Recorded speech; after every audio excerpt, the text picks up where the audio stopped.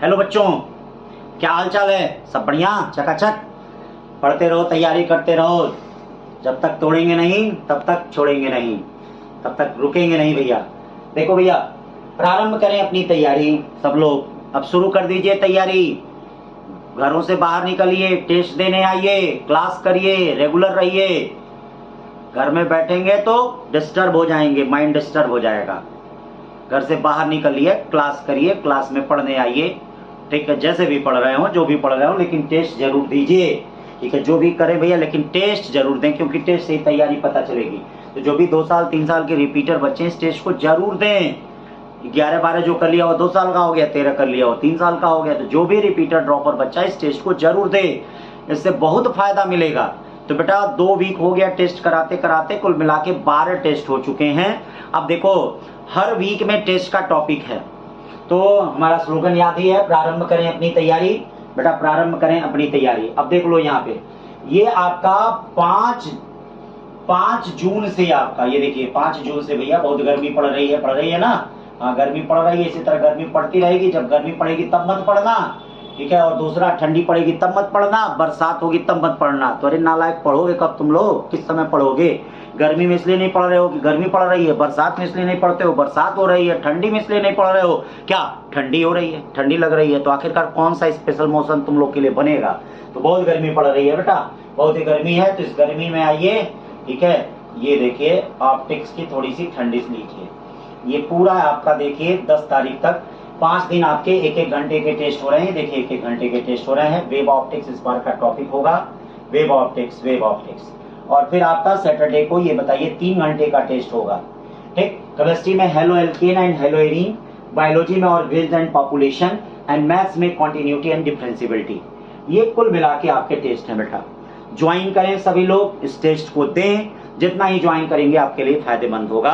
अब देर ना करें, जल्दी ही ज्वाइन करें। आइए बेटा, ठीक। फिर चलते हैं आज का जो टॉपिक है। आज का टॉपिक जो है इलेक्ट्रोस्टैटिक टेस्ट बार है। आज पूरा कंप्लीट 200 क्वेश्चन का टेस्ट है, जिसमें फिजिक्स का 50 क्वेश्चन आया है, जिसमें सेक्शन ए सेक्शन बी करके है।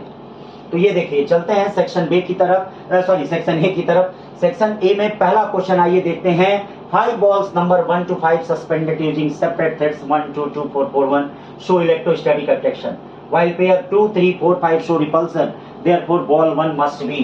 ये देखो, इस तरह से ये 5 बॉल लटक रही हैं बेटा, देख लो।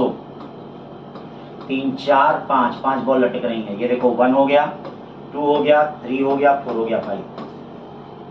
1 और 2, ये देखो 1 और 2, 2 और 4, 2 और 4, और 4 और 1 ये अट्रैक्ट कर रहा है, ठीक। और 2 और 3, 2 और 3 ये देखिए रिपल्सन हो रहा है। 4 और 5 ये देखिए इसमें रिपल्सन हो रहा है। तो ये बताओ, सपोज करो हम पॉजिटिव मान लेते हैं, तो ये 3 कब अट्रैक्ट करेगा? जब माइनस होगा। तो ये बताओ, ये माइनस है तो ये क्या होगा? प्लस। लेकिन क्वेश्चन में क्या कर रहा है? 4 और 1 क्या कर रहा है? अट्रैक्ट। तो आप लोग एक बात जानते होंगे, an uncharged body always attract by charged body. तो क्यों हम इस पे झूठ में चार्ज मान रहे हैं? हम इसको अनचार्ज मान लेते हैं, इसको न्यूट्रल मान लेते हैं। अगर मान लो इस पे माइनस चार्ज है, तो यार इंडक्शन के कारण इस पे प्लस चार्ज डेवलप हो जाएगा, और प्लस चार्ज है तो इसमें इंडक्शन के कारण माइनस चार्ज हो जाएगा। तो भैया न्यूट्रल बॉडी किसी के कारण, किसी के द्वारा भी क्या हो जाएगी? अट्रैक्ट हो जाएगी। तो इसीलिए इसको हम कौन सा चार्ज मान लें? न्यूट्रल, ठीक। और दूसरा क्वेश्चन, बड़ा प्यारा question. The radii 2 spheres 6 cm 12 cm, the charge on each sphere 3 microcoulomb, they are connected by a wire, how much charge is transferred? आप जानते हैं, जब 2 कंडक्टिंग स्फीयर को कनेक्ट किया जाता है तो एक से दूसरे पे तब तक चार्ज फ्लो करता है जब तक दोनों का पोटेंशियल सेम ना हो जाए। मैंने आपको क्लास में बताया है कि मान लीजिए इस पे चार्ज Q1 है, इसका रेडियस R1 है, इसका चार्ज Q2 है, इसका रेडियस R2 है, और इन दोनों को एक कनेक्टिंग वायर से जोड़ दिया गया। तो अब देखो, इस पे चार्ज कितना हो जाता है? Q1 dash equal to Q1 plus Q2 into R1 upon कितना हो जाता है? R1 plus R2। बोलो भाई, सही है। और इस पे चार्ज कितना हो जाएगा? Q2 dash equal to Q1 plus Q2 into R2 upon कितना? R1 plus R2। बोलो बच्चा, एकदम सही, चकाचक सही। अब बताइए, इससे आप चार्ज निकाल लीजिए। तो जब इससे आप चार्ज निकाल लेंगे तो आपको ये पता चलेगा कितना चार्ज किससे फ्लो कर रहा है। तो 1 microcoulomb from smaller to bigger sphere flow करेगा, मतलब कितना चार्ज बचेगा? तो बचेगा, इसे देख लेंगे 1 माइक्रोकूलम क्या हो रहा है, चार्ज फ्लो कर रहा है किससे, स्मॉलर टू। स्मॉलर का पोटेंशियल ज्यादा होता है इसीलिए स्मॉलर टू बिगर फ्लो कर रहा है। आओ next question, 1 gram of solid there and इतना एटम्स, इफ 1 इलेक्ट्रॉन रिमूव, ठीक है, the charge gain by solid is, charge gain by solid is. तो एक इलेक्ट्रॉन रिमूव कर रहा है, तो देख लेते हैं आखिरकार कितने इलेक्ट्रॉन बचेंगे। 1 ग्राम में ही है, कहीं कोई दिक्कत नहीं है। 5 × 10⁻21 का 0.01% मतलब 100, इसका मतलब 5 × 10⁻70। ये बोलो Q इक्वल टू कितना होता है, N × E। इलेक्ट्रॉन चूंकि निकल रहे हैं तो इसका मतलब उस बॉडी पे पॉजिटिव चार्ज आएगा। क्यों, मालूम है ना, जब किसी बॉडी से 4 इलेक्ट्रॉन निकलते हैं तो उस पर पॉजिटिव चार्ज आता है, उस पर इलेक्ट्रॉन आते हैं तो निगेटिव चार्ज आता है। ये ध्यान देना, Q इक्वल टू N, यानी ये क्या हो जाएगा 5 × 10⁻70 इंटू 1.6 × 10⁻−19, ये क्या हो जाएगा भैया प्लस 0.08 कूलम। ठीक, अब आ जाओ 4 पे, charge plus Q smaller conducting S1 plus Q का आउटर पे करा, दोनों को कनेक्ट कर दिया जाए, तो कनेक्ट कर दिया जाए तो चार्ज ऑन S1। तो बेटा आपको मालूम होगा जब इस तरह के कनेक्शन होते हैं तो भैया एक से दूसरे पे तब तक चार्ज फ्लो होता है जब तक दोनों का पोटेंशियल सेम ना हो। अब एक बात याद रखना, अगर आप पोटेंशियल का कॉन्सेप्ट स्फीयर में जानते हैं तो इन दोनों का पोटेंशियल तभी सेम हो सकता, तभी कॉमन हो सकता है जब इस बॉडी का टोटल चार्ज आउटर पे फ्लो कर जाए। इसमें शेयरिंग नहीं लगेगी, Q1 + Q2 × R1/1 R1 + R2 नहीं ले, जब टोटल चार्ज आउटर पे फ्लो कर जाता तभी जाके होता। तो टोटल चार्ज फ्लो कर जाएगा तो इस पे 0 बचेगा, इस पे क्या बचेगा, हीरो बचेगा। हीरो का मतलब क्या, Q + Q, इसका मतलब अंदर वाले पे पूछा है, बाहर वाले पे Q + Q होगा, अंदर वाले पे 0 होगा। ठीक, आ जाओ, सॉलिड कंडक्टिंग स्फीयर रेडियस है, नेट पॉजिटिव चार्ज 2Q। ठीक है, a conducting spherical cell of inner sphere of radius B and outer radius C, the concentric with the solid sphere and has a net charge -Q. The surface charge density on the inner and outer surface of spherical shell is, inner and outer surface of spherical shell is। तो देख लो भाई क्या है, ये बताओ इस पे कैसा चार्ज है, -Q है। ये बताइए इंडक्शन के कारण इस पे कैसा चार्ज होगा, +Q चार्ज होगा, और यही इंडक्शन के कारण इस पे कैसा चार्ज होगा, -Q होगा। क्यों भाई, सही है कि नहीं, -Q होगा। और आउटर सरफेस पे कितना चार्ज है, बोलो आउटर सरफेस पे कितना चार्ज है, क्या बोल रहा है, the surface charge density on the inner and outer surface of spherical shell, inner and outer surface of spherical solid conducting sphere of radius A charge 2Q, sorry इस पे charge 2Q है भाई, charge 2Q है, 2Q, वो गड़बड़ हो गया। ये देख भाई, देख इस पे चार्ज 2Q है, ये A है, इस पे बाहर वाले पे क्या है, -Q है, ये देखो B है, इसका रेडियस कितना है, C है, इस पे क्या हो जाएगा। ठीक है, चाहे इंडक्शन चाहे गॉस थ्योरम का कॉन्सेप्ट लगा सकते हो, -2Q, बाहर वाले पे क्या हो जाएगा, +2Q हो जाएगा भाई, हो जाएगा। गॉस थ्योरम के कॉन्सेप्ट से भी कर सकते हो, ऐसे ही चार्ज का डिस्ट्रीब्यूशन आएगा। ठीक है, आएगा तो ये बताओ इनर सरफेस पे कितना चार्ज हो जाएगा, इनर सरफेस पे सरफेस चार्ज डेंसिटी कितना हो जाएगा, -2Q/4πb²। ठीक है, इसको थोड़ा सा करेक्शन कर लेना, ये इसको कैपिटल Q चार्ज कर लेना, कैपिटल Q चार्ज। अब ये देखो बाहर वाले पे कितना हो गया, 2Q में से Q गया, कितना बचा Q। ये बताओ आउटर वाले पे कितना हो जाएगा, Q/4πc², बोलो A हो गया, 5 का A। ठीक है, फिर आ जाओ, बहुत अच्छा क्वेश्चन है, देखना बेटा, the ratio of the force between two small sphere charge to constant potential, constant potential से चार्ज है। ठीक है, करा डाइलेक्ट्रिक कांस्टेंट का है, तो F1 और F2 का रेशियो बताओ। सावधान रहना इस क्वेश्चन से, मैंने आपको पढ़ाते वक्त बताया है जो चीज कांस्टेंट रहेगी उसको फार्मूले में कहीं ना कहीं से क्या है, लाना है। अगर कांस्टेंट है तो उसको फार्मूले में लाना है। तो बताओ अगर एयर में हम बात करते हैं, कहाँ बात कर रहे हैं, एयर में, तो एयर में बात करते हैं तो ये क्या हो जाएगा, 1/4πε0 Q1 Q2 बाई कितना हो जाएगा, R²। अब देखिए कांस्टेंट पोटेंशियल है तो कहीं से कांस्टेंट पोटेंशियल आना पड़ेगा, कांस्टेंट पोटेंशियल आएंगे तो चूंकि अगर स्मॉल स्फीयर है तो आप उसको कांस्टेंट पोटेंशियल में ये भी मान सकते हो, C भी मान सकते हो। तो C भी मानोगे तो ये देखो क्या आ जाएगा, C भी मान सकते हो, 1/4πε0 इसको C², इसको V² बाई आर स्क्वायर मान लो। क्यू इक्वल टू भाई स्फेरिकल है तो क्यू इक्वल टू सी भी मान सकते हो ना। देखो कांस्टेंट पोटेंशियल आ गया। अब देखो अगर मीडियम में बात करते हो तो मीडियम में देखो एक तो आपका के यहाँ पे आएगा भाई, देख लो एक के यहाँ पे आएगा एप्सिलॉन नॉट। और ये बताओ अगर उसको आइसोलेटेड स्फेरिकल कैपेसिटर मान रहे हो तो क्या उसकी भी कैपेसिटी के टाइम्स इंक्रीज करेगी कि नहीं करेगी? अरे बोल भाई करेगी। तो यहाँ अगर सी स्क्वायर है तो देख लो भाई K square C square B square by R square होगा, देख लो। अब दोनों को जरा रेशियो करो, एक के से एक कट गया, आंसर क्या आएगा 1 बाई के। कौन सा सही है? ए। देखना के इज टू 1 नहीं होगा, क्वेश्चन में थोड़ा सा ट्विस्ट है। क्या है? Constant potential. बच के रे बाबा, कांस्टेंट पोटेंशियल तो क्या होगा 1:2 के। अब आ जाओ 7वां question, ABC is the right angle triangle. चलो भाई एबीसी बना लेते हैं।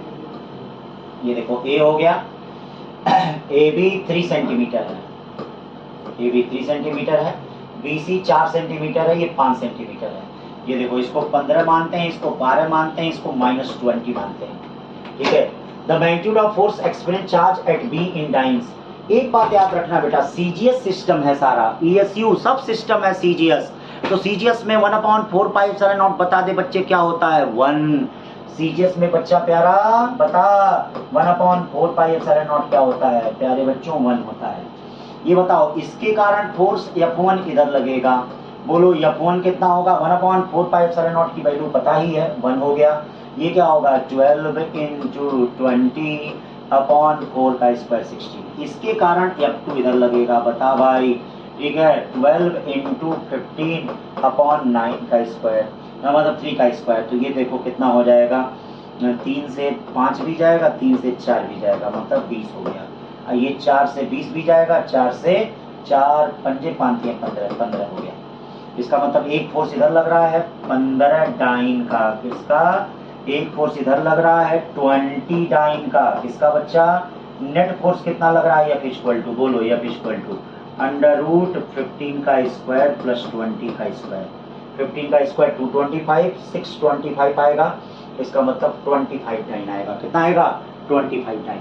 चलते हैं बेटा 8वें क्वेश्चन की तरफ। बड़ा प्यारा क्वेश्चन, सब सारे बहुत प्यारे प्यारे क्वेश्चन है बेटा, इसलिए टेस्ट को सीरियसली दो। बहुत ही अच्छे कुछ क्वेश्चनों को चुन चुन के आपके लिए क्या है प्रस्तुत कर रहे हैं भैया, बड़े अच्छे तरह से ध्यान दो, हर टेस्ट को सीरियसली दो। क्या कहा जा रहा है? 2 point charge +2 microcoulomb + 6 microcoulomb repel each other with force 12 Newton. ये देखो ये 2 माइक्रोकूलम है और इन पे कितना है +6 माइक्रोकूलम है। ये दोनों एक दूसरे को कर रहे हैं कितने न्यूटन से? 12 न्यूटन। ये देखो K2 × 6 अपॉन कितना हो जाएगा R स्क्वायर। अरे -2 माइक्रोकूलम चार्ज दिया गया, अरे बाबा -2 माइक्रोकूलम दिया जाएगा तो इस पे कितना हो जाएगा जी चार्ज? 0। ये बताओ 0 का किसी से भी मल्टीप्लाई करोगे तो क्या होगा? आंसर क्या आएगा? 0। ध्यान देना, ठीक है। फिर देखो 2 charge +E are x distance apart. At what distance charge Q must be placed from charge +E so that it is in equilibrium. ये देखो ये +4E चार्ज है और इसको क्या है +E, ठीक है। इनके बीच की डिस्टेंस कितनी है? बोलो इनके बीच की डिस्टेंस x है। तो मान लो इस चार्ज को इससे कितने डिस्टेंस पे R पे रखा जाए तो ये कितना हो जाएगा? मतलब इससे R पे रखा जाए, इससे R पे रखा जाए, इससे ये क्या हो जाएगा x माइनस कितना R। तो R की वैल्यू कितनी हो जाएगी बेटा? R की वैल्यू हो जाएगी, ये देखो ये फार्मूला जानते होंगे √Q1 x upon √Q1 + Q2 जिस चार्ज से रखा जाता है। क्यों? इस तरह का फार्मूला पता है? फार्मूला पता है तो बड़ी अच्छी बात है, नहीं पता है तो इसके कारण आप इस पे फोर्स निकालिए, इसके कारण आप फिर निकालिए, फिर दोनों को इक्वल कर दीजिए। तो देखिए √Q1 है क्या? √E, √Q1 है क्या? √E, √Q2 है क्या? 4E, 4 का मतलब 2 और 1 कितना? इसका मतलब x बाई कितना? 3। इस वाले से x बाई 3 हो गया। याद रहे, बड़ा इंपॉर्टेंट फार्मूला है। 10वां question, in the following diagram, ठीक है, कहा जा रहा विच स्टेटमेंट इज ट्रू। देखिए ये लटके हुए चार्ज हैं, देखिए इस तरह से चार्ज लटके हुए हैं, करा कौन इसमें से, कौन इसमें से। इन the figure A -Q is stable equilibrium. देख लेते हैं -Q। तो मान लो -Q पे ये बताओ अट्रैक्टिव फोर्स ये ऊपर लगेगा, ऐसे जरा देख लेते हैं। हाँ ये +Q है और ये -Q है। ये बताओ इसका वेट mg नीचे की तरफ होगा और इस पे अट्रैक्टिव फोर्स इधर की तरफ लगेगा। ये बताओ अगर इसको हल्का सा डिस्प्लेस नीचे की तरफ करते हैं तो इसका अट्रैक्टिव फोर्स तो डिक्रीज कर जाएगा। तो जब अट्रैक्टिव फोर्स डिक्रीज करेगा तो क्या ये अपने मीन पोजीशन में आएगा? तो जब मीन पोजीशन में नहीं आएगा तो स्टेबल इक्विलिब्रियम। क्या स्टेबल इक्विलिब्रियम का मतलब क्या? चार्ज को अगर अपने पोजीशन से डिस्प्लेस करें, चार्ज अपने से अपने मीन पोजीशन में आ जाए तो उसको स्टेबल इक्विलिब्रियम कहते हैं। दूसरा option in figure A minus Q in neutral equilibrium. Minus neutral equilibrium भी नहीं है, ये भी गलत है। ठीक है, in figure B minus Q is in stable equilibrium. देख लेते हैं, ये माइनस क्यू है और देखो फिगर बी में ये माइनस क्यू है। ये बताओ इसका वेट लगेगा नीचे की तरफ, ये बताओ इस पे रिपल्सिव फोर्स किधर लगेगा? ऊपर की तरफ। ये यहाँ क्यों रुका हुआ है? क्योंकि एफ और एम जी दोनों आपस में बराबर हैं। चलो थोड़ा सा ऊपर डिस्प्लेस करते हैं। अगर ऊपर डिस्प्लेस करेंगे यहाँ, तो ये बताइए इनके बीच की डिस्टेंस बढ़ रही है। अगर इनके बीच की डिस्टेंस बढ़ रही है तो इनका फोर्स ऑफ रिपल्सन क्या होगा? डिक्रीज करेगा। ध्यान देना, इनका फोर्स ऑफ रिपल्सन क्या करेगा भाई मेरे? डिक्रीज करेगा। तो ये बताओ एम जी ज्यादा होगा, तो जब एम जी ज्यादा होगा तो इसको खींच के अपने ओरिजिनल पोजीशन में लाएगा कि नहीं? इसका मतलब सी वाला ऑप्शन एकदम सही है, स्टेबल इक्विलिब्रियम में है। आ जाओ, two small balls having equal positive charge each इतना, they whole setup taken in the satellite. ठीक है, क्या होगा? तो ये बताओ कोई भी चीज नीचे क्यों लटकती है? ग्रेविटी में। और आप जानते हो कि सैटेलाइट के अंदर जीरो स्पेस, इसका मतलब वहां पर ग्रेविटी का इफेक्ट नहीं होता है, वेटनेसनेस फील होता है। ठीक है, क्योंकि जो व्यक्ति उसमें होता है उस पर नॉर्मल रिएक्शन जीरो होता है। तो अब बताओ दोनों कैसे हो जाएंगे? ऐसे हो जाएंगे। तो दोनों ऐसे हो जाएंगे, इसका मतलब दोनों चार्ज ऐसे हो जाएंगे। ये देखिए दोनों चार्ज ऐसे हो जाएंगे, तो इनके बीच का एंगल कितना हो जाएगा? 180 डिग्री। कौन सा हो जाएगा? 180। 11 का सी हो गया। 12 देखते हैं क्या करा है।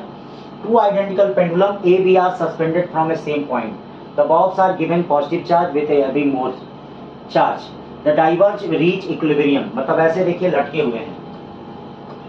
ठीक है, अभी बताइए दोनों आइडेंटिकल हैं, मतलब दोनों के मास समान हैं। तो ये बताओ मास समान है, भले ही चार्ज ज्यादा हो, तो जितना इसके कारण इस पे फोर्स लगेगा, कौन सा? इलेक्ट्रोस्टैटिक फोर्स, उतना इसके कारण इस पे लगेगा। उतना इसके कारण क्या होगा बेटा? इस पे लगेगा। ये ध्यान दीजिएगा, उतना ही इसके कारण इस पे लगेगा। तो इसका मतलब चार्ज अगर दोनों होते हैं, चाहे इक्वल हो चाहे अनइक्वल हो, जितना रिपल्सिव फोर्स इसके कारण इस पे लगेगा उतना ही रिपल्सिव फोर्स इसके कारण इस पर लगेगा। तो यहां पर चार्ज कोई इफेक्ट नहीं करेंगे। हाँ, अगर किसी का मास ज्यादा होता टुवर्ड्स हैवियर मास, थीटा क्या? लेस। जिधर का मास ज्यादा होता, लेकिन मास तो दोनों का समान है, इसीलिए कहा जा रहा है बेटा थीटा 1 और थीटा 2 आपस में क्या होंगे? बराबर, यानी सी ऑप्शन। कौन सा? 12 का सी। फिर देखते हैं 13 क्वेश्चन, बड़ा प्यारा क्वेश्चन है। इन the figure if net force on the Q zero, Q पर नेट फोर्स क्या कर रहा है? जीरो। ये देखिए क्यू पर नेट फोर्स जीरो कर रहा है। The value of Q by Q, तो ये बताओ क्यू पे अगर नेट फोर्स जीरो है तो ये बोलो F1 इक्वल टू क्या लगेगा? के क्यू, क्यू बाई कितना? आर का स्क्वायर। F2 कितना लगेगा बताओ? F2 equal to K Q, Q by कितना? R square. ये बताओ ये डिस्टेंस कितनी होगी? r√2। इसके कारण फोर्स कितना होगा? F3 equal to K Q square by 2r square. अब बताइए इस बॉडी पे कितने फोर्स लगते हैं? 3। एक F1 लग रहा है, एक F2 लग रहा है। ये जो रिजल्टेंट होगा कितना होगा? F डैश कितना होगा? K Q, Q by R square √2 होगा। ठीक है, होगा कि नहीं? अब बताइए सेम फोर्स क्या है? इधर की तरफ लग रहे हैं सारा, तो ये के क्यू, क्यू बाई बोलो बच्चों आर स्क्वायर √2 और प्लस के Q square by 2r square, ये बोलो ये कितना हो जाएगा? जीरो। क्या हो जाएगा? जीरो। अब जब जीरो हो जाएगा तो capital Q by small Q निकाल लीजिए, क्या आएगा? 2√2 आएगा। आएगा ना 2√2। तो ये हो गया हमारे कितने? ठीक है, 13 क्वेश्चन। अब चलते हैं 14 question. Two equally charged identical metal sphere A and B repel each other with force F kept with distance r। ये देखो भैया ये क्यू है, क्यू है, इनके बीच की डिस्टेंस r है। रिपल्सन फोर्स कितना होगा? F इक्वल टू बोलो के क्यू स्क्वायर बाई कितना? r square. अब कहा जा रहा है a third identical but uncharged sphere brought in contact with A and place at the mid point. तो देखिए अनचार्ज है तो इसके साथ अगर कांटेक्ट करेगा तो इस पे चार्ज q/2 आ जाएगा और इस पे चार्ज q/2 आ जाएगा, डिस्टेंस r/2 हो जाएगी, r/2। अब करा इस पे नेट फोर्स बताओ, तो ये बताओ इसके बीच में फोर्स किधर लगेगा? F1। बोलो F1 इक्वल टू कितना हो जाएगा? F1 इक्वल टू हो जाएगा K Q square by 4 upon R square by कितना? 4 कट गया, वही आ गया। इसके कारण इधर फोर्स लगेगा F2, बोलो लगेगा कि नहीं? F2 इक्वल टू क्या हो जाएगा? बोलो के Q square by 2 R square by 4। यानी 2k² नेट फोर्स इस पे क्या होगा, F equal to F2 minus F1। F2 minus F1 का मतलब क्या हो जाएगा, k²/r²। इसका मतलब किसके बराबर हो जाएगा, देखो F के, यानी आंसर क्या होगा A। 14 के बाद चलते हैं 15 पे। 15 क्या कर रहा है, 2 point charge plus 8q minus 2q locate at x equal to 0 x equal to l। ये देखो ये क्या है, x इक्वल टू 0 पे कितना है भाई, प्लस 8q है। और ये देखो x इक्वल टू l पे कितना है भाई, माइनस 2q है। कहा जा रहा है the net electric field due to these 2 point charge is 0। तो आप जानते हैं कि अगर एक प्लस चार्ज हो एक माइनस चार्ज हो तो नेट इलेक्ट्रिक फील्ड जो होती है वह 0 बाहर की तरफ होती है। और किधर मिलती है बेटा, towards less magnitude charge. Towards किधर मिलता है, जिधर का मैग्नीट्यूड कम होगा उधर मिलेगा। तो मान लो इससे हमको x डिस्टेंस पे मिल रहा है, x या r। तो मान लो हमको ये फाइंड करना है, हमको l प्लस r मतलब पोजीशन निकालना, तो हमको यहाँ से डिस्टेंस चाहिए, हमको l प्लस r फाइंड करना। तो l प्लस r बताइए, हमने बताया था इसको Q1 मान लेते हैं, इसको Q2 मान लेते हैं। तो क्या बताया था, याद करिए, l प्लस r आपको पता चला गया था, जिस चार्ज से आपको फाइंड करना हो, जैसे इससे निकालना है तो √Q1 l बताइए, मतलब उस पॉइंट पर नेट इलेक्ट्रिक फील्ड 0 होगा। आप चाहे तो फार्मूले से कर सकते हैं अगर याद है। मान लीजिए आपको फार्मूला नहीं याद होता, चलिए अभी इसके पहले तो फार्मूला बताई ही है, इसको इस मेथड से भी बता दें। तो इसके कारण बेटा यहाँ पर इलेक्ट्रिक फील्ड क्या होगी, देखिए इसके कारण इलेक्ट्रिक फील्ड यहाँ होगी कितना, E1 इक्वल टू क्या, K8q कितना होगा, l प्लस r का होल स्क्वायर।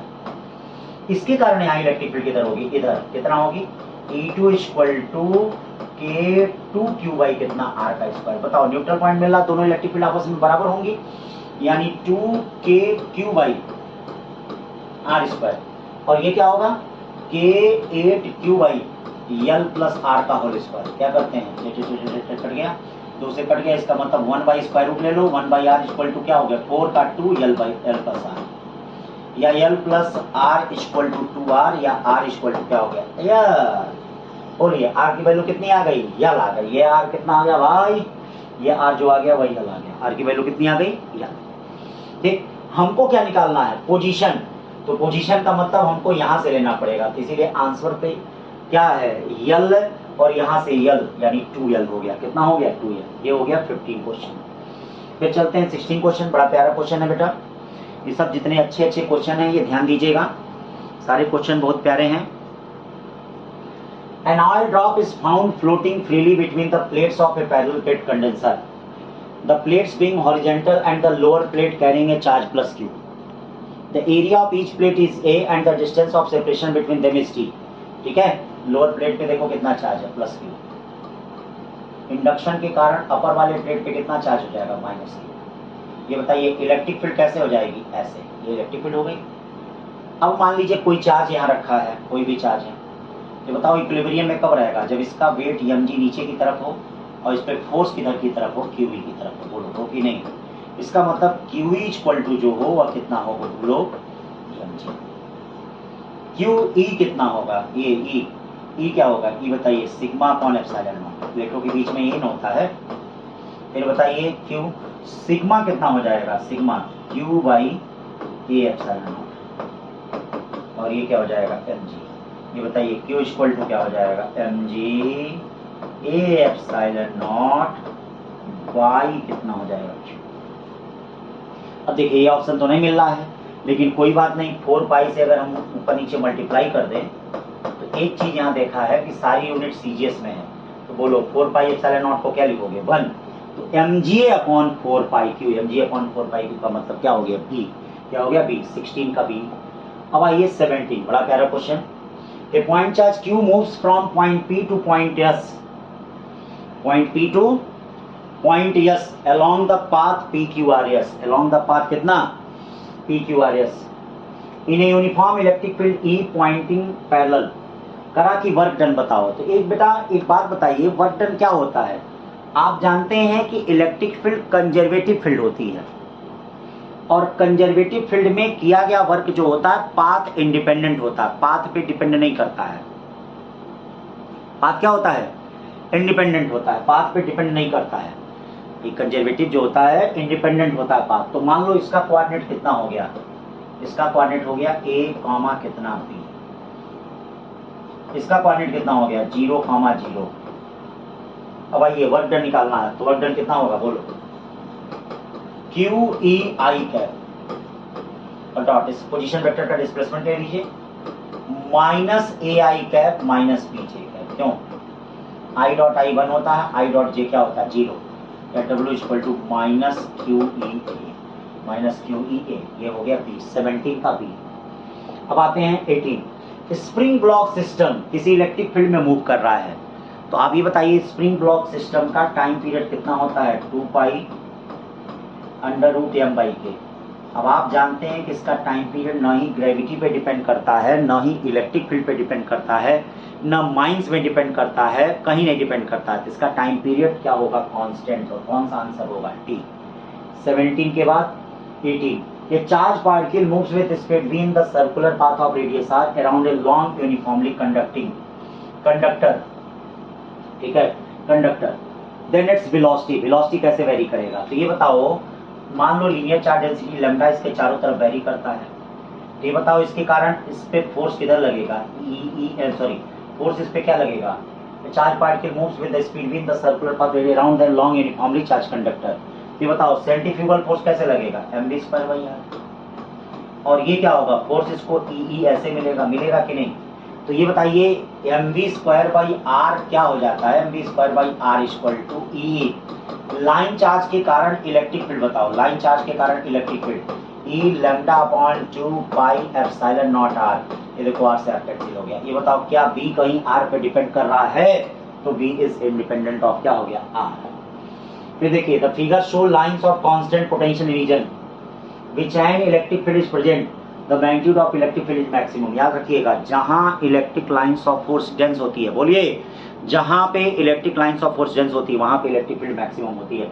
इसका मतलब यहाँ पे कौन सा होगा बी, कौन सा होगा बी। ये हो गया आपका 20। फिर चलते हैं 21 पे, 3 positive charge of equal value Q are placed at the vertices of an equilateral triangle, vertices of the resulting lines of force sketch. तो ये बताओ अगर पॉजिटिव चार्ज है तो क्या प्लस से electric lines of force plus में निकलती है, नहीं, electric lines of force plus से निकलती है माइनस पे पहुंचती है, प्लस से निकलती है कहां पहुंचती है, तो इसका मतलब ये गलत है।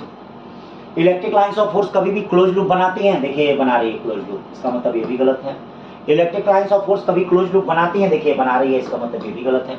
ये देखिए इसमें सबसे निकल रहा बाहर, देखिए इससे बाहर निकल रहा, बाहर निकल रहा, बाहर निकल रहा, बाहर निकल रहा, इसका मतलब कौन सा सही है, सी वाला सही है। ठीक, 22 क्वेश्चन क्या कर रहा है, an electric dipole consist of 2 opposite charge of magnitude इतना, द डाइपोल प्लेस्ड इतना, the maximum torque tau equal to कितना होता है भैया, मैक्सिमम टॉर्क पी। अब बताओ टाउ इक्वल टू पी कितना होगा, क्यू इंटू एल इंटू ई।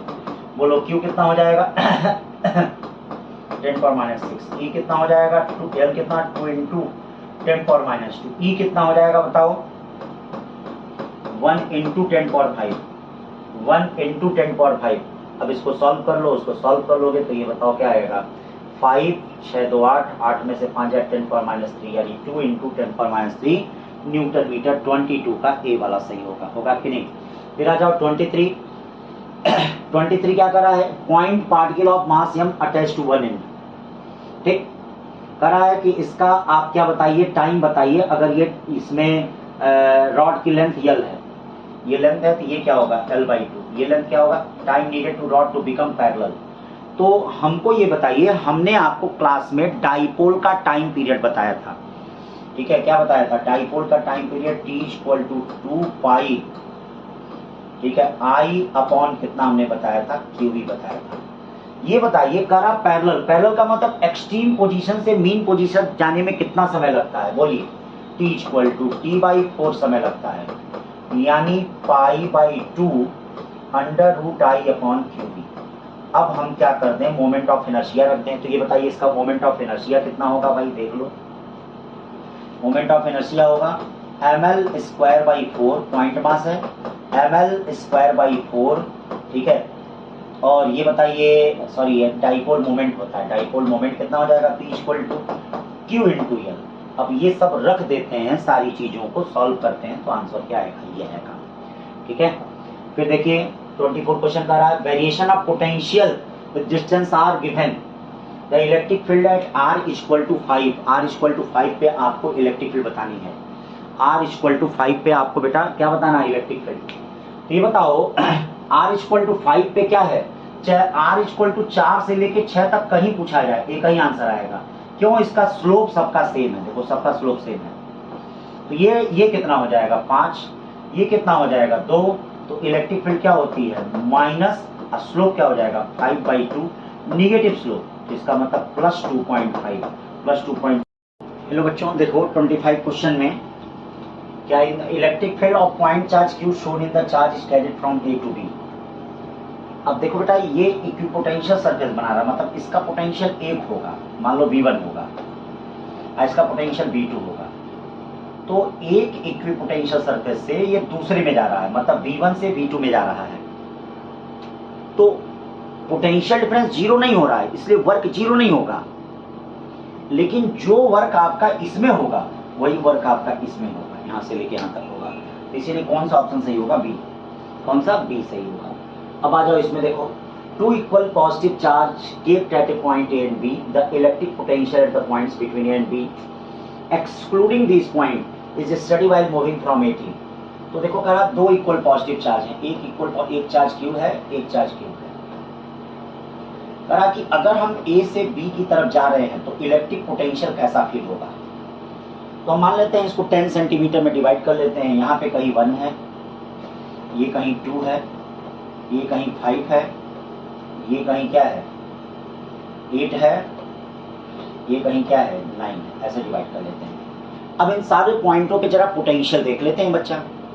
तो 1 पॉइंट पे पोटेंशियल बताओ क्या हो जाएगा, के इसके कारण भी होगा Q/1 प्लस इसके कारण भी होगा Q/ कितना 9, यानी कुल मिला के कितना हो जाएगा 10 के Q/ कितना 9। देखिएगा 2 पॉइंट पे देख लीजिए क्या हो जाएगा, के Q/2 प्लस Q/8, इसका मतलब क्या हो जाएगा इसका के, यानी 4 8 5, 5/8 कितना हो जाएगा के। तो देखिए क्या कर रहा है, डिक्रीज कर रहा है, 10/9 से 5/8 क्यों आ रहा है। इसका मतलब 1 यहाँ से लेके 5 तक चलेंगे तो पोटेंशियल डिक्रीज करेगा, और फिर 5 से हम इधर की तरफ चलेंगे तो पोटेंशियल क्या करेगा, इंक्रीज करेगा। पोटेंशियल क्या करेगा, इंक्रीज, यानी फर्स्ट डिक्रीज देन इंक्रीज। कौन सा हो गया, डी वाला ऑप्शन। फिर आ जाओ इस पे देखते हैं 27, इलेक्ट्रिक पोटेंशियल दिया है, आपको इलेक्ट्रिक फील्ड बताना है। देखिए इलेक्ट्रिक पोटेंशियल क्या दिया है, ये इलेक्ट्रिक फील्ड बताना है। तो E इक्वल टू कितना हो जाएगा, E equal to minus dV/dx। चलो भैया माइनस 8x, x की वैल्यू देखो कितना है 1, क्या हो जाएगा -8 volt per metre, negative x axis में कितना हो गया a। ठीक, अब आ जाओ आगे देख लो। 2 identical thin rings each of radius r metre are coaxially placed at distance r metre apart. देख लो भाई, एक देखो एक रिंग है, इस पे चार्ज कितना है Q1 है, एक रिंग है इस पे चार्ज कितना है Q2 है, ये कोएक्सियल है, इनका रेडियस r है, इनका रेडियस r है। मान लो यहाँ से यहाँ तक हम ले जा रहे हैं, इसका नाम a है, तो कितना वर्क डन होगा। तो वर्क डन के लिए आप जानते हैं कि W इक्वल टू क्या करना पड़ेगा, बताइए W equal to Q BA minus कितना करना पड़ेगा, BB करना पड़ेगा। क्यों भैया, अगर आप एक बताइए इसके सेंटर से इसके सेंटर तक किसी चार्ज को ले जा रहे हैं तो क्या वर्क डन होगा, W equal to Q VA minus कितना हो जाएगा, BB हो जाएगा। पक्का हो जाएगा, Q VA माइनस BB। देखिए यहाँ से यहाँ तक ले जा रहे हैं तो W equal to Q VA minus कितना हो जाएगा, BB हो जाएगा। ये वर्क डन हो जाएगा। अब ये वर्क डन होगा तो ये बताओ W इक्वल टू क्या हो जाएगा। सबसे पहला काम VA तुम निकाल लो। ये बताओ इस पे पोटेंशियल क्या होगा, इस रिंग के कारण भी इस पे पोटेंशियल होगा और इसके कारण भी पोटेंशियल होगा। ये डिस्टेंस दी जाएगी r रूट। इसके कारण पोटेंशियल कितना होगा, K Q1 बाई कितना हो जाएगा r। देखिए K Q1 बाई r। इसके कारण कितना हो जाएगा, K Q2 बाई कितना हो जाएगा, r रूट 2 हो जाएगा। चलो B वाले पे पोटेंशियल देखो, ये देखो B वाले पे पोटेंशियल क्या हो जाएगा, K Q2 बाई कितना हो जाएगा r, और खुद इसके कारण ये वाली डिस्टेंस ली जाएगी। इसके कारण यहाँ पे पोटेंशियल कितना हो जाएगा, K Q1 बाई कितना हो जाएगा, ध्यान से देखना r रूट 2 हो जाएगा कि नहीं। अब आप बताइए पोटेंशियल डिफरेंस यहाँ पे हम क्या करते हैं, VA में से VB को माइनस कर लेते हैं। अगर VA में से VB को माइनस करेंगे तो कौन सा ऑप्शन आएगा, B वाला ऑप्शन आएगा, यानी 28 का क्या होगा, B। हमेशा याद रखें एक पॉइंट से दूसरे पॉइंट तक किसी भी चार्ज को ले जाने में जो वर्क डन होता है W equal to Q V A minus कितना होता है, वी बी होता है, V A minus V B होता है। अब आगे चलो, बड़ा अच्छा question. Two spheres of radii R1 and R2 respectively are charged and joined by a wire, then the ratio of electric field of sphere. तो आप जानते हैं कि अगर दो स्फीयर को आपस में कनेक्ट कर देंगे तो एक से दूसरे पे तब तक चार्ज फ्लो करता है जब तक दोनों का पोटेंशियल क्या है, समान न हो जाए, जब तक दोनों का पोटेंशियल इक्वल न हो जाए। एक से दूसरे पे तब तक चार्ज फ्लो करेगा जब तक दोनों का पोटेंशियल समान न हो जाए, जब तक दोनों का पोटेंशियल इक्वल ना हो जाए। ध्यान दीजिएगा, जब तक दोनों का पोटेंशियल इक्वल ना हो जाए। तो ये देखिए, इस पे क्या होगा, E1 equal to we by कितना R1, इस पे क्या होगा, E2 equal to we by कितना R2। अब बोलो E1 upon E2 equal to क्या हो जाएगा, R2 अपॉन कितना R1। कौन सा ऑप्शन सही है, सी। ठीक, 29 का सी हो गया। 30 पे आते हैं। 30 क्या कर रहा है, इलेक्ट्रिक पोटेंशियल दे दिया है, x इक्वल टू 1 पे इलेक्ट्रिक फील्ड फाइंड करना है। चलो, इलेक्ट्रिक फील्ड क्या होता है भैया, माइनस dB अपॉन dx। चलो डिफरेंशिएशन करते हैं। डिफरेंशिएशन इसका आ रहा होगा आप लोगों को, माइनस ये देखिए 5x स्क्वायर का क्या हो गया 10x, इसका कितना हो गया 10 आ गया। x इक्वल टू 1 आपको बताना है, x इक्वल टू 1। तो x इक्वल टू 1 रखेंगे तो कितना आ जाएगा, ये -20। -20 कहीं लिखा नहीं है तो इसका मतलब 20 वोल्ट पर मीटर पे हम इसको टिक कर देंगे, 20 वोल्ट पर मीटर पे टिक कर देंगे। 31 क्वेश्चन देखिए, equipotential surface are shown in the figure, then the electric field strength will be. आपको क्या फाइंड करना है, electric field strength will be, electric field strength find करना है। ये देखिए इलेक्ट्रिक फील्ड स्ट्रेंथ। तो ये बताओ बच्चों, इसका पोटेंशियल 10 वोल्ट है, 20 वोल्ट। अब देखो, इलेक्ट्रिक पोटेंशियल ग्रेडियंट की जो आप डिफिनीशन पढ़े होंगे तो उसमें क्या होता है, पोटेंशियल डिफरेंस क्या होता है, दोनों इक्वी पोटेंशियल सरफेस का लिया जाता है और उनके बीच का परपेंडिकुलर डिस्टेंस लिया जाता है। ये देखिए, यहाँ पे ये जो डिस्टेंस दिया गया वो परपेंडिकुलर डिस्टेंस नहीं है। ये देखिए, ये वाला डिस्टेंस जो है ये क्या है, ये परपेंडिकुलर डिस्टेंस नहीं है। ये देखिए, इनके बीच का डिस्टेंस जो है ये परपेंडिकुलर डिस्टेंस नहीं है, ये जो 10 है। तो ये कितने पे है, 30 डिग्री पे। अब हम इस पे परपेंडिकुलर डिस्टेंस बनाएंगे। ये देखिए, ये परपेंडिकुलर डिस्टेंस होगा, ये वाला एंगल क्या होगा 90। तो परपेंडिकुलर डिस्टेंस होगा तो इसको हम लोग क्या लिखेंगे, 10 थीटा के 10 साइन 30 लिखेंगे कि नहीं। ये 10 वोल्ट है और ये कितना है, 20 वोल्ट है कि नहीं। अब बताओ इलेक्ट्रिक फील्ड क्या होगा, इलेक्ट्रिक फील्ड होगा पोटेंशियल डिफरेंस। पोटेंशियल डिफरेंस कितने का होगा, 10 अपॉन परपेंडिकुलर डिस्टेंस। देखो ये होगी, याद रखना परपेंडिकुलर डिस्टेंस ली जाती है, ठीक है। तो परपेंडिकुलर डिस्टेंस में 10 साइन 30 यानी 1/2 इंटू 10 टू पावर -2 हो जाएगा। 10 से 10 कट गया, ठीक है। ये ऊपर गया तो कितना हो गया, 200 volt per metre, 200 volt per metre. अब एंगल कैसे होगा, याद रखिए एंगल क्या होगा, जैसे ये x एक्सिस है तो x एक्सिस से ये देखो, ये मतलब इलेक्ट्रिक फील्ड की डायरेक्शन हायर पोटेंशियल से लोअर पोटेंशियल होता है। कैसे होता है इलेक्ट्रिक फील्ड का डायरेक्शन, हायर पोटेंशियल से लेके लोअर पोटेंशियल। ये देखो, ये हायर पोटेंशियल है और ये लोअर पोटेंशियल है, यानी ये वाला एंगल होगा x एक्सिस से। तो ये बताओ क्या होगा, ये 30 है तो ये 60 होगा। एक लाइन पे 180 बनता है तो ये कितना होगा, 120 यानी 20 volt per metre at angle 120 degree with the x axis. ये हो गया आपका। फिर देखो 32, positive and negative point charge of equal magnitude are kept at 0 0 a/2 and 0 0 -a/2।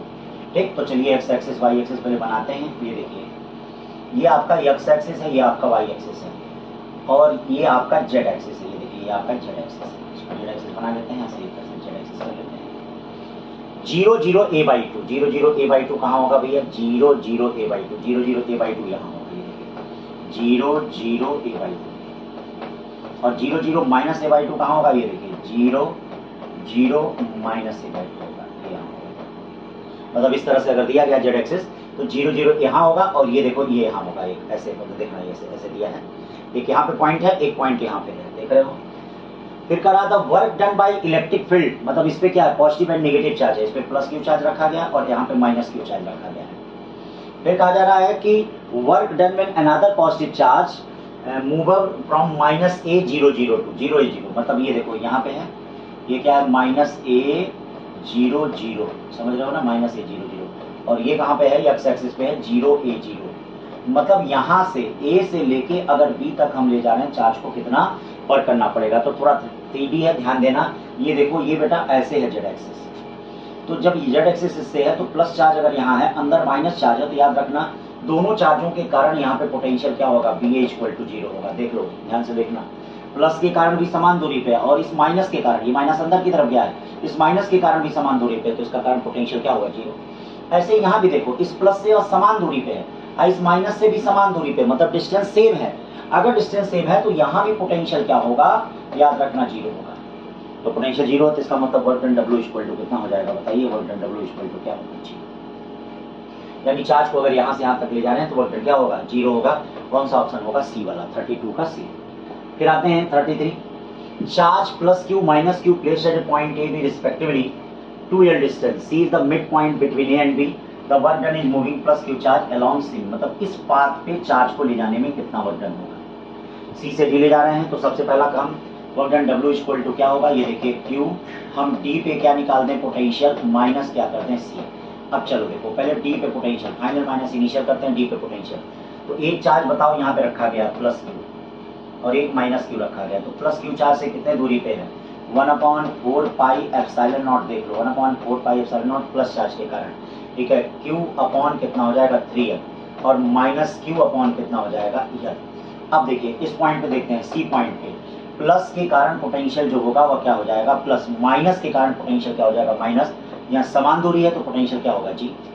अब वर्क डन कितना हो जाएगा, ये बताओ, W equal to Q common हो गया 4 पाई एप्सिलॉन नॉट और ये देखिए 3l एलसीएम हुआ और ये 3l से l कटा, क्या 3l से l कटा और इसका मतलब क्या हो जाएगा, 1, l से 3 कटा, ये देखिए 3 हो गया, 3 में से 1 जाता कितना बचता है, 2, यानी minus Q upon 6 pi epsilon not l हो जाएगा। ये वर्क डन निकल गया। अब आ जाओ 34 क्वेश्चन, बड़ा प्यारा क्वेश्चन है। Consider the system of 3 charge Q/3 Q/3 and -2 Q/3 placed at a point A B C respectively, A पे B पे C पे respectively, as shown in the figure. Take O to be centre of circle of radius R and angle CAB is 60 degree. मतलब CAB कितना है, ये देखिए CAB is 60 degree, ये देखो CAB कितना डिग्री है, 60 डिग्री। CAB कितना है, 60 डिग्री है। तो CAB 60 डिग्री है। The electric field eight a point O is, O पर आपसे इलेक्ट्रिक फील्ड पूछ रहा है कि O पर इलेक्ट्रिक फील्ड क्या होगा, बताओ। तो सबसे पहले ये बताओ, ये R है, ये R है, ये आपका क्या है, ये डिस्टेंस भी R है, एक आप यहाँ से चाहें तो निकाल सकते हैं। अगर 2R है तो 2R cos 60 होगा और ये 2R sin 30 होगा। 2R sin 30 का मतलब 2R sin 30 का मतलब 2R sin 60 का मतलब क्या, R√3 होगा ये वाला, मतलब C भी R√3 होगा और C R होगा। ये डिस्टेंस निकाल लिया। चार्ज कितना रखा गया, A पे कितना चार्ज है, Q/3, B पे कितना चार्ज है, Q/3 और C पे कितना चार्ज है, ये देखो -2 Q/3, देख रहे हो। फिर आपसे क्या कहा जा रहा है, CAB 60 डिग्री दिया है, electric field eight point O is, तो ये देखो इसके कारण इस पर इलेक्ट्रिक फील्ड इधर होगी, इसके कारण इस पर इलेक्ट्रिक फील्ड इधर होगी, तो ये दोनों कैंसिल कर देंगे, बचेगा कौन, ये।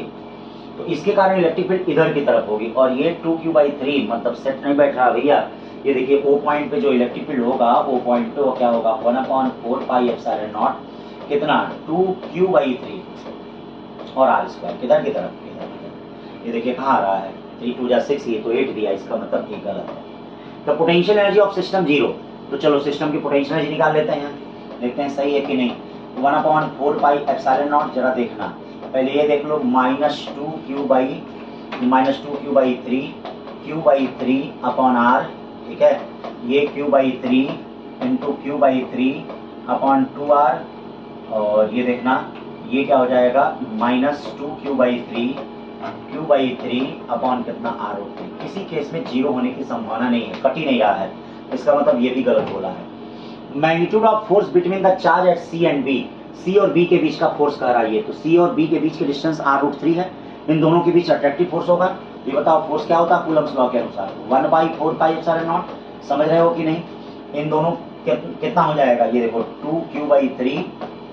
2Q/3 अपॉन दोनों के बीच की डिस्टेंस R√3 का मतलब 3R का स्क्वायर। अब बताइए क्या हो जाएगा भाई, 2 से 2 कट गया, ठीक है, इसका मतलब क्या हो गया, इस 2 से ये भी 2 कट गया, सॉरी ये Q/3 होगा, ये Q/3 होगा। अब कितना हो जाएगा बताइए, F इक्वल टू क्या करेंगे, √3R का स्क्वायर कितना होगा, 3R² होगा, क्यों, ये तो होगा इनके बीच का डिस्टेंस, तो ये हो गया 2Q/3, ये 2Q/3 और डिस्टेंस कितना हो गया, ये हो गया। अब सबको सॉल्व कर दीजिए, सबको सॉल्व करेंगे तो देखिए कितना आ रहा है, यहाँ से 339 आ रहा है, 9 3 27 आ रहा है, 27 2 454 आ रहा है, इसका मतलब सी वाला ऑप्शन यहाँ पे क्या दिया है, सही दिया है। अब आइए नेक्स्ट चलते हैं। 35 क्वेश्चन है, particle A has charge plus Q and particle B has charge plus 4q। ठीक, same mass when allowed to fall from rest same electric potential the ratio of their speed. तो इसका मतलब conservation of energy से क्या हो जाएगा, half M v1 का square va का स्क्वायर इक्वल टू क्या हो जाएगा qb। और दूसरे वाले का क्या हो जाएगा, मास तो सेम है, half M vb square equal to क्या हो जाएगा 4qb। देखिए सबसे कट गया, कटा कटा, va अपॉन vb 1 बाई कितना हो जाएगा 4 क्या, और 1 बाई कितना हो जाएगा 2। इसका मतलब बी वाला सही है। कौन सही है, 35 का बी सही है। अब चलते हैं 36, बड़ा प्यारा question. 3 charge q plus q और placed at the vertices of an right angle isosceles triangle as shown. The net electric potential energy of configuration 0 if q is equal to. ये बताओ पूरे सिस्टम की इलेक्ट्रिक पोटेंशियल एनर्जी 0 है, ध्यान देना। तो पूरे सिस्टम की इलेक्ट्रिक पोटेंशियल एनर्जी क्या होगी, ये देखिए k q बाई, ठीक है, k q by a, k q by a plus k q square by कितना a, ये क्या हो जाएगा plus k q by a root 2 equal to क्या हो जाएगा 0। क्या हो जाएगा 0 हो जाएगा, ये देखिए 0 हो जाएगा। अब क्या करेंगे भैया, q बाई a कॉमन ले लेंगे, क्या बचेगा, ठीक है, q बचेगा प्लस q बचेगा और प्लस क्या बचेगा q बचेगा, q बाई रूट 2 बचेगा इक्वल टू 0। ये सारा इधर आके 0 हो गया। ये देखिए q1 plus 1 by root 2 common लिया, इधर की तरफ माइनस q आया, या q इक्वल टू क्या हो गया minus q root 2 upon root 2 plus 1। अब घबरा मत जाना बच्चों, तुम लोग को लग रहा होगा कोई ऑप्शन इसमें है ही नहीं, है। आप रूट 2 से ऊपर नीचे मल्टीप्लाई करिए। थोड़ा सा ये सब चीजें विशेष ध्यान दीजिएगा, कभी कभी क्वेश्चन में न ट्विस्ट करके ऑप्शन में ट्विस्ट कर देता है, तो भाइयों के बच्चों के लिए थोड़ी समस्या हो जाती है। लेकिन रूट 2 से ऊपर नीचे मल्टीप्लाई करिए, ये देखिए माइनस 2q हो गया, रूट 2 से मल्टीप्लाई करेंगे तो क्या हो जाएगा, रूट 2 और रूट 2 का मल्टीप्लाई करेंगे कितना हो जाएगा 2 प्लस रूट 2 हो जाएगा। यानी कौन सा ऑप्शन सही है, बी वाला सही है, सही है ना। 36 का बी हो गया। अब चलते हैं 37। करा 2 equal charge are fixed at x equal to minus a and x equal to plus a. ये देखो x equal to minus a पे और x equal to plus a पे फिक्स्ड है, ठीक है। 2 इक्वल चार्ज मान लो कुछ भी है, ठीक है, ये चार्ज q है, ये चार्ज q है और सेंटर पे q चार्ज है। सेंटर कितना चार्ज है q, तो इसको हल्का सा रिप्लेस किया जा रहा है। तो हल्का सा रिप्लेस किया जा रहा है तो कहा जा रहा है कि भैया इनका चेंज ऑफ पोटेंशियल एनर्जी क्या होगा। तो बेटा एक बात बताओ, अगर ये भी प्लस है, ये भी प्लस है, ये प्लस चार्ज है, तो मैंने आपको क्लास में पढ़ाते वक्त या और टेस्ट में और पेपरों में क्वेश्चन मैंने दिया है, ये पूछा था कि ये चार्ज कैसे ऑसिलेट करेगा। तो आपने कहा था कि अगर तीनों प्लस हैं तो इनको मिलाने वाली लाइन के अलोंग ऐसे ऑसिलेट करता है, और अगर ये माइनस होता है तो ऐसे ऑसिलेट करता है, अगर ये माइनस है तो ऐसे ऑसिलेट करता है। इसका मतलब ये, इसका जो डिस्टेंस है देखिए क्या लिखा है, मतलब वेरी स्मॉल डिस्टेंस है, स्मॉल डिस्टेंस है। इसका मतलब ये SHM मोशन करेगा, अगर इस लाइन पे SHM मोशन करेगा और F डायरेक्टली प्रोपोर्शनल टू क्या होगा -6। अब इसको कई तरीके से लगा सकते हैं। एक हो सकता है कि भैया यहाँ पे डिस्प्लेस करके इसके कारण पोटेंशियल एनर्जी लिखें, इसके कारण पोटेंशियल एनर्जी लिखें, फिर हम चेंज कर दें।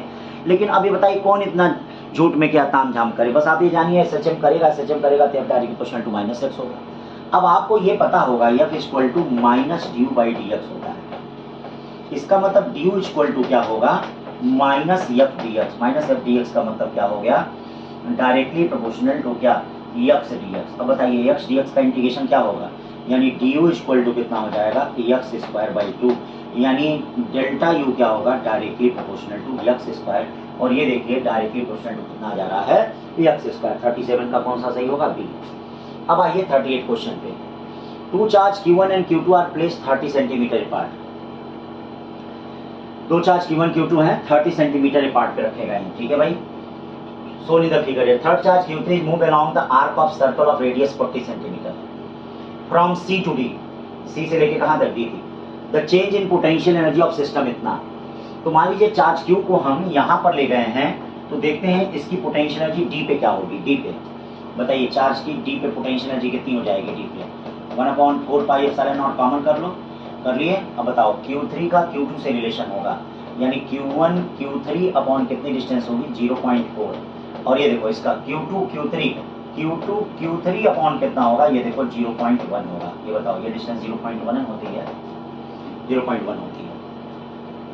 फिर आ गए हम q3 पे हैं, ये देखिए q3 पे हैं तो इसका मतलब क्या हो जाएगा, ये देखिए q3 पे ठीक है Q3 पे, ये देखिए Q3 पे है तो क्या हो जाएगा, ये 4 हो गया, 30 हो गया, ये 0 पॉइंट क्या हो गया 5 हो गया, 0 पॉइंट क्या हो गया 5। अब बताइए अगर हम C पे आए हैं तो C पे क्या हो जाएगा 1/4 पाई एप्सिलॉन नॉट, ये देखिए C पे 1/4 पाई एप्सिलॉन नॉट, C पे 1/, अब देखो क्या क्या होगा Q1 Q3 upon 0.4 plus Q3 Q2, ये देखिए Q2 Q3 अपॉन 0 पॉइंट क्या होगा 5, ये तो पोटेंशियल एनर्जी हो जाएगी। अब इसका चेंज कितना दिया है Q3 की upon 4 pi epsilon not, question में ही तो कह रहा है कि अगर पार्टिकल को यहाँ से यहाँ तक ले गए तो एक बार इसकी यहाँ पे पोटेंशियल एनर्जी निकाल लो, एक बार इसकी यहाँ पे पोटेंशियल एनर्जी निकाल लो, अब इसका चेंज कर लो, चेंज करोगे तो देखो क्या होगा माइनस माइनस माइनस, कुछ कट पिट रहा है भैया, हाँ ये तो कट गया, साफ हो गया। UD माइनस UC की वैल्यू देखो क्या दिया है Q3 के अपॉन 4 पाई एप्सिलॉन नॉट, ये देखो ये दिया है, ये 1/4 पाई एप्सिलॉन नॉट हो गया, क्या कॉमन होगा भाई Q2 Q3 कॉमन होगा, बचेगा क्या 1/0.1 माइनस 1/0.5, ठीक है। अब देखिए Q3 से Q3 कट गया, इससे ये कट गया, K इक्वल टू क्या बचेगा, कैलकुलेशन देखिए 0.5 हो गया, यहाँ पे क्या आ जाएगा 5, यहाँ पे क्या आ जाएगा 1, 5 में से 1 जाता है, यानी K इक्वल टू क्या हो गया 4.5, यानी कितना हो गया 8Q2 आएगा, क्या आएगा 8Q2, तो कौन सा सही है A वाला, 38 का A वाला। एक एक बात को ध्यान दो बच्चा लोग, कैसे कहा जा रहा। 39 question, charge Q the place at the centre of open end of cylindrical vessel, the flux of electric field through the surface of vessel is, ये बताइए चार्ज को यहाँ रखा गया है, चार्ज को यहाँ रखा गया है, तो ये बताओ इसको क्लोज सरफेस बनाएंगे, क्लोज सरफेस बनाएंगे तो इस पूरे क्लोज सरफेस के थ्रू फ्लक्स कितना होगा Q/ε0, लेकिन हमको निकालना कितना है, बस इतने से निकालना है, तो इसमें कितना हो जाएगा Q/2ε0, तो Q/2ε0 यानी 39 का C हो जाएगा। 40 में आते हैं, a long string with the charge of lambda per unit length, lambda per unit length, देखिए lambda per unit length दिया, passes through an imaginary cube of HA, the maximum flux of the electric field through the cube will be, ये बताओ एक rod को किसी cube में रखा गया है और कहा जा रहा है क्यूब के थ्रू मैक्सिमम फ्लक्स बताओ, मैक्सिमम फ्लक्स बताओ, ये बताओ इस क्यूब के थ्रू सबसे बड़ी रॉड आप कैसे रख सकते हैं, बॉडी डायगोनल के थ्रू रख सकते हैं, कैसे रख सकते हैं बॉडी डायगोनल, मान लो इसकी लेंथ कितनी है L है, तो ये देखो ये रॉड रखा गया, ये रॉड रखा गया, इस रॉड पे प्लस प्लस प्लस प्लस ये है, यानी ये √3L हो गया, कितना हो गया ये √3L हो गया। अब बताइए क्या हो जाएगा, linear charge density lambda equal to क्या होता है, चार्ज अपॉन √3L होता है, देखिए linear charge density lambda equal to क्या होता है, चार्ज अपॉन कितना √3L, चार्ज अपॉन क्या होता है, या चार्ज इक्वल टू कितना हो जाएगा, ये देखिए √3 लैम्डा L हो जाएगा, √3 लैम्डा क्या हो जाएगा ये। अब बताइए फ्लक्स कितना होगा, flux phi equal to Q/ε0 या flux phi equal to √3 lambda L upon कितना एप्सिलॉन, ठीक है ना भाई, तो √3 लैम्डा L या A अपॉन कितना हो जाएगा एप्सिलॉन। आगे देखिए 41 क्वेश्चन, बड़ा इंपॉर्टेंट, नीट में कई बार आ चुका है, 8 dipole of charge of magnitude E are place inside the cube, the total electric flux. अब बताइए एक डाइपोल क्या है, जितना प्लस चार्ज होगा उतना ही माइनस चार्ज होगा, और आप जानते हैं कि इलेक्ट्रिक फ्लक्स क्या होता है, क्लोज सरफेस के अंदर का टोटल चार्ज लिया जाता है, क्लोज सरफेस के अंदर का क्या होता है, टोटल चार्ज लिया जाता है। ये बताओ फ्लक्स फाई इक्वल टू क्या होगा, टोटल चार्ज क्लोज सरफेस के अंदर 0 होगा, इसका मतलब फ्लक्स जो होगा वह कितना होगा 0 होगा। फिर देखते हैं 42 क्वेश्चन, ए हॉलो सिलिंड्रिकल है द चार्ज Q कूलम, देखिए हॉलो सिलेंडर उसका चार्ज कितना है Q है, find the electric flux in the unit of volt into metre associated with the curve surface B, ये देखिए इसके थ्रू फ्लक्स कितना दिया है 5, करा प्लेन सरफेस, ये सर्कुलर सरफेस के थ्रू फ्लक्स बताइए। तो बेटा इलेक्ट्रिक फ्लक्स की क्या परिभाषा होती है, total electric flux due to all face, क्या होता है टोटल, ध्यान दीजिएगा टोटल इलेक्ट्रिक फ्लक्स, ठीक है, ड्यू टू ऑल फेस, ये देखिएगा total electric field equal to Q by कितना एप्सिलॉन, तो ऑल फेस में क्या हो जाएगा, 2 सर्कुलर सरफेस हो जाएगा, ये देखिए 2 सर्कुलर सरफेस हो गया, और एक देखो कर्व सरफेस है फाई, क्या हो जाएगा Q/ε0, और तो कोई है नहीं, एक ही कर्व सरफेस है, दोनों तरफ कर्व सरफेस मत मानना बेटा, एक ही कर्व सरफेस है, और ये देखो 2φc इक्वल टू कितना हो जाएगा Q/ε0 माइनस कितना हो जाएगा फाई, या φc इक्वल टू क्या हो जाएगा 1/2 Q/ε0 माइनस कितना हो जाएगा, ये देखिए फाई हो जाएगा Q/1/2 epsilon not minus five हो जाएगा। तो ये 42 का टी हो गया। चलते हैं 43। 64 charge drop of capacity C and potential V are put together to form a bigger drop. Each small drop has charge Q. The charge on the charge आप जानते हैं चार्ज टोटल कंजर्व होता है, इसका मतलब Q इक्वल टू क्या हो जाएगा 64 Q। ये सारा रिलेशन याद रखना। चार्ज का ये होता है, रेडियस का रिलेशन क्या होता है n पे 1/3 r होता है, ठीक है। पोटेंशियल का रिलेशन क्या होता है n पे 2/3, इसको याद कर लेना, V स्मॉल होता है, ये V बिग है।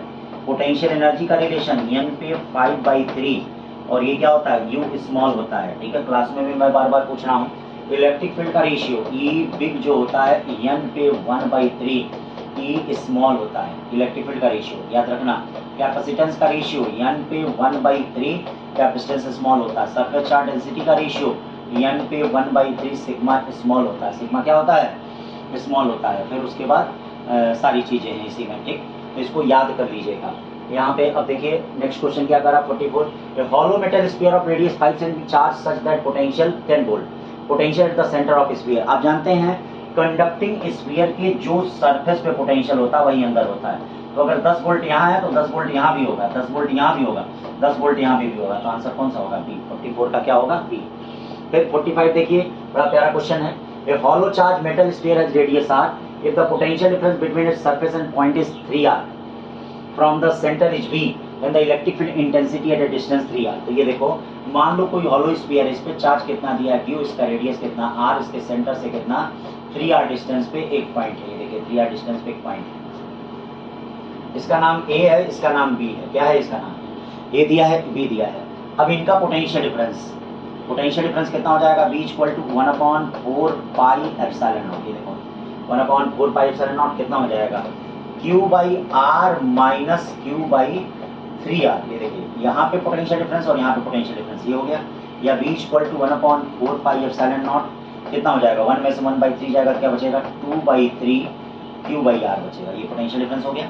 अब आपसे कहा जा रहा है कि बी पॉइंट पर इलेक्ट्रिक फील्ड बताइए। ये देखिए इसके और इसके बीच का पोटेंशियल डिफरेंस हो गया, बी दिया है, ठीक है। तो हमने इस पे पोटेंशियल लिख दिया और इस पे पोटेंशियल लिख दिया, ये फाइंड कर लिया। अब आपसे क्या कहा जा रहा है बी पॉइंट पर इलेक्ट्रिक फील्ड बताना। चलिए इलेक्ट्रिक फील्ड कितना हो जाएगा जरा बी पॉइंट पर बताइए। ई पॉइंट इलेक्ट्रिक फील्ड क्या हो जाएगा 1/4 pi epsilon naught, Q by कितना हो जाएगा 9r का स्क्वायर हो जाएगा। अब बताओ 1/4 pi epsilon naught Q by R की जगह क्या रख सकते हो 3v/2 रख सकते हो। क्या रख सकते हो 3v/2 इंटू 9 इंटू आर। ये देखो 3 से 3 कट गया, यानी क्या आ गया v/6r आ गया। तो v/6r कौन सा है, ए वाला है, ठीक है ना। 45 का ए होगा। चलो भैया 46 में 1000 small drop radius r charge collapse to one spherical drop, the potential of the bigger drop larger than the smaller drop by a factor of 1000 है। ये देखो तो 1000 का भी रेशो में बताया था, B big upon B small equal to क्या 1000 पे 2/3। तो 1000 पे 2/3 का मतलब क्या हो जाएगा 10 का स्क्वायर कितना हो जाएगा 100। तो 46 का कौन सा हो जाएगा बी। अब आते हैं 47। Two thin concentric hollow conducting sphere of radii r1 and r2। ये देखिए इसका रेडियस r1 है और इसके अंदर जो बना हुआ है इसका रेडियस r2 है। और देखिए इस पे चार्ज q1 है, इस पे जो बना चार्ज करा इसके सेंटर से r डिस्टेंस, मतलब बड़े वाले से कम और छोटे वाले के बाहर इस पॉइंट पे आप इलेक्ट्रिक पोटेंशियल बताइए। तो अब देखिए छोटे वाले गोले के कारण यहाँ पे पोटेंशियल क्या हो जाएगा, देख लीजिए 1/4 पाई एप्सिलॉन नॉट छोटे वाले गोले के कारण, देखिएगा छोटे वाले गोले के कारण क्या होगा Q2 अपॉन स्मॉल r। और याद रखिए जो बड़े वाले गोले के सरफेस पे पोटेंशियल होगा वही तो अंदर पोटेंशियल होगा। भाई जो बड़े वाले गोले के सरफेस पे पोटेंशियल होगा वही तो अंदर पोटेंशियल होगा। तो बड़े वाले गोले के सरफेस पे कितना होगा Q1 अपॉन कितना r1, Q1 upon sorry capital R1, Q1 upon capital R1 और Q1 अपॉन कैपिटल R1 कौन रिप्रेजेंट कर रहा है डी, इसीलिए डी होगा 47 का डी। 48 देखिए a solid conducting sphere having charge q surrounded by an uncharged conducting hollow spherical shell, let the potential difference between the surface of solid sphere and that of outer surface of hollow shell is v। if the shell is now given to -3q charge, the new potential difference between the two surfaces। देखो क्या कर रहा है, पहले क्या है भैया एक देखो एक स्फीयर इस तरह से है, इस पे है, इस पे चार्ज q है, ये मान लीजिए इस पे चार्ज q है, इसका रेडियस r1 मान लीजिए, इसका रेडियस r2 मान लीजिए। करा कि a और b का पोटेंशियल डिफरेंस b है, तो चलो a और b का पोटेंशियल डिफरेंस निकाल दें।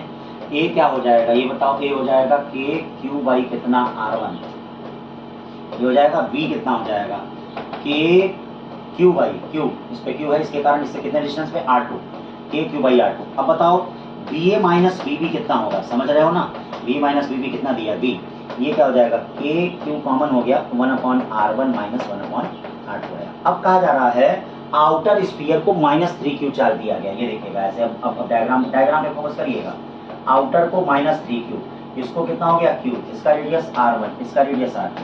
अब मान लो इसका नाम A डैश हो गया, इसका नाम B डैश हो गया, तो देखते हैं आखिरकार A डैश पोटेंशियल कितना आता है। अब बताओ A डैश पोटेंशियल क्या होगा, के तो इधर ही रख दो, क्यू बाई क्या होगा R1 होगा ही, और प्लस याद रखो जो बाहर वाले गोले पे पोटेंशियल होगा वो भी तो अंदर होता है भाई, जो बाहर वाले गोले पे पोटेंशियल होता है वो भी तो अंदर होता है, तो अंदर होगा तो इसका मतलब ये -3 क्यू बाई कितना होगा R। अब चलते हैं बी वाले पे, देखते हैं बाहर वाले पे, तो बाहर वाले के पर अंदर वाले के कारण देखो पोटेंशियल कितना होगा के, ये देखो क्यू बाई कितना होगा, क्यू बाई R2 होगा, और खुद बाहर वाले पे अपने कारण भी तो पोटेंशियल होगा, अपने कारण जो पोटेंशियल होगा वह कितना हो जाएगा -3 क्यू बाई कितना हो जाएगा R। अब बताइए दोनों का पोटेंशियल डिफरेंस कितना हो गया, माइनस करेंगे, इसका साइन चेंज करेंगे, ये देखिए कट जाएगा, तो फिर आप देख रहे हैं B A dash minus B B dash वही चीज आ जा रहा है क्या, के क्यू कॉमन हो गया 1/R1 माइनस 1/R2, ठीक है, इक्वल टू बी। तो इससे एक बात याद रखिएगा, आउटर स्फीयर को कितना भी चार्ज दिया जाए, आउटर स्फीयर को कितना भी चार्ज दिया जाए, ध्यान दीजिएगा दोनों गोलों के बीच का पोटेंशियल डिफरेंस हमेशा क्या रहेगा, कांस्टेंट रहेगा, दोनों गोलों के बीच का पोटेंशियल डिफरेंस हमेशा क्या रहेगा, ठीक है। तो इस एक चीज ये भी कर सकते हैं, कंसेंट्रिक स्फीयर में, ठीक है, potential difference between both sphere independent of charge on outer sphere, मतलब बाहरी गोले पे कितना भी चार्ज देते हैं, चाहे +3 क्यू दे दें, कुछ भी दे दें, आपस में कट जाएगा, तो पोटेंशियल डिफरेंस इसका क्या रहेगा, कांस्टेंट। अब आ जाओ बड़ा प्यारा question, charge Q distributed over 2 concentric hollow sphere. देखो भैया charge Q 2 concentric hollow sphere पे क्या है डिस्ट्रीब्यूटेड, इसका रेडियस देखो कैपिटल आर है, इसका रेडियस क्या है आर, करा दोनों का सरफेस चार्ज डेंसिटी सेम है, तो सरफेस चार्ज डेंसिटी सेम है, तो सरफेस चार्ज डेंसिटी के केस में पोटेंशियल क्या होता है गोले पे, B = सिग्मा R अपॉन कितना एप्सिलॉन नॉट। मतलब क्या हो जाएगा पोटेंशियल, ये बताओ, इस पे अगर निकालना होगा तो B = सिग्मा R अपॉन क्या एप्सिलॉन नॉट, इस पे जो इसके सरफेस पे होगा वह कितना होगा sigma R by epsilon not. भाई फार्मूला याद होना चाहिए। अब बताओ क्या हो जाएगा R प्लस R। ये बताओ सरफेस चार्ज डेंसिटी क्या हो जाएगा, total charge upon total surface area.